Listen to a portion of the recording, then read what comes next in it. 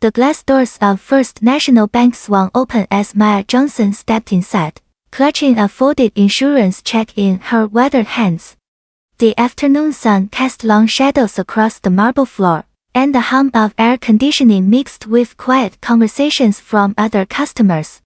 Maya approached the nearest available teller window, where Derek Thompson sat behind bulletproof glass, scrolling through his phone with obvious disinterest. "Good afternoon," Maya said politely, sliding the check through the metal slot. "I'd like to deposit this, please." Derek glanced up briefly, his eyes scanning Maya's simple clothing and worn purse. He picked up the check with 2 fingers, as if it might contaminate him. His expression shifted from boredom to suspicion as he examined the amount, $15,000.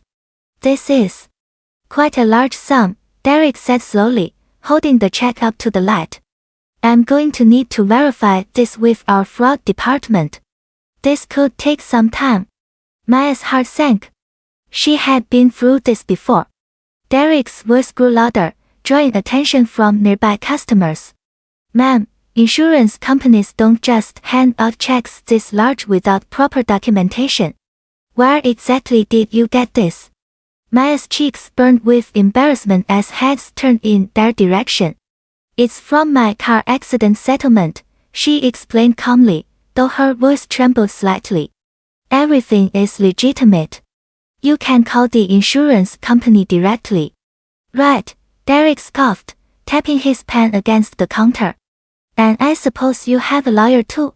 His tone dripped with sarcasm, causing several customers to exchange uncomfortable glances. A burly security guard named Tom noticed the commotion and slowly approached Maya's position. His hand rested casually on his radio as he studied her with narrowed eyes. "Is there a problem here?" Tom asked, positioning himself uncomfortably close to Maya. Derek leaned back in his chair with a smirk. "Just following standard protocol for unusual deposits." The pause before unusual spoke volumes, and Maya felt the weight of every stare in the bank lobby pressing down on her shoulders. Derek's smug expression vanished instantly when his desk phone erupted in a shrill ring. He hesitated before answering, annoyed at the interruption to his power display. "Derek Thompson speaking," he said curtly. The voice on the other end belonged to Mr. Richards, the bank manager, and his tone was as cold with urgency. "Thompson, you need to stop whatever you're doing right now and provide Mrs. Johnson with our platinum level service immediately." Derek's face went pale. "Sir, I don't understand. Don't ask questions," Richards barked. "Apologize to her this instant and process her transaction with 0 delays. Do you hear me?" Derek's hands began to shake as he glanced at Maya, who stood waiting patiently despite the humiliation. The security guard noticed Derek's sudden change in demeanor, stepping back with confusion written across his face. "Yes, sir," Derek stammered into the phone, his earlier confidence completely evaporated. Mr. Richards burst through the lobby doors, his face flushed with panic and anger. He rushed directly to Maya, ignoring Derek entirely.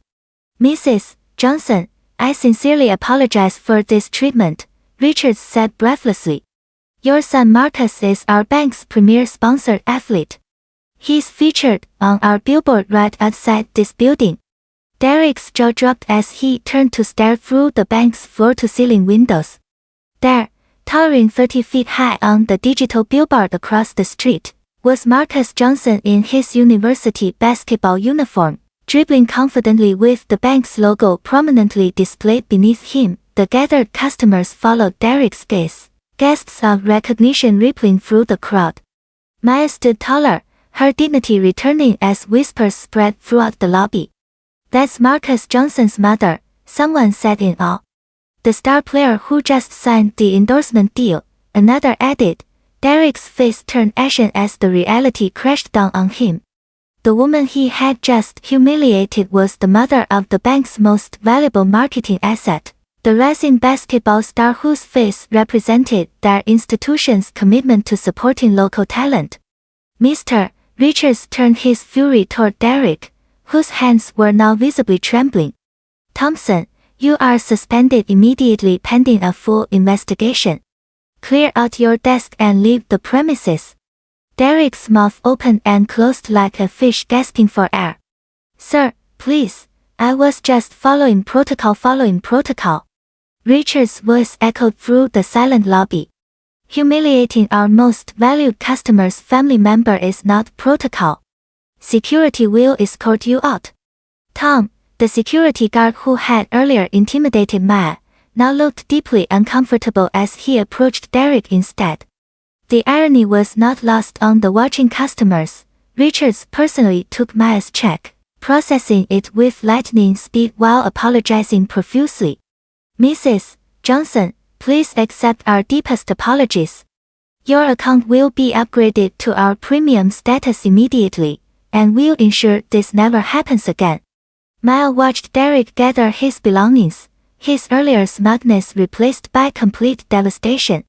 Other bank employees rushed to assist her, their faces filled with genuine remorse for what they had witnessed their colleague do.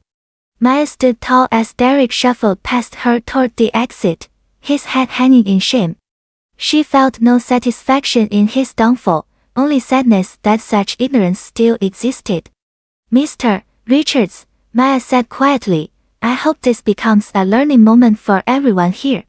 My worth isn't determined by my son's success or this check's amount. It comes from who I am as a person." The bank manager nodded solemnly. "You're absolutely right, Mrs. Johnson. We'll be implementing mandatory sensitivity training for all staff immediately." As Maya left the bank, several customers approached her with genuine apologies for not speaking up sooner.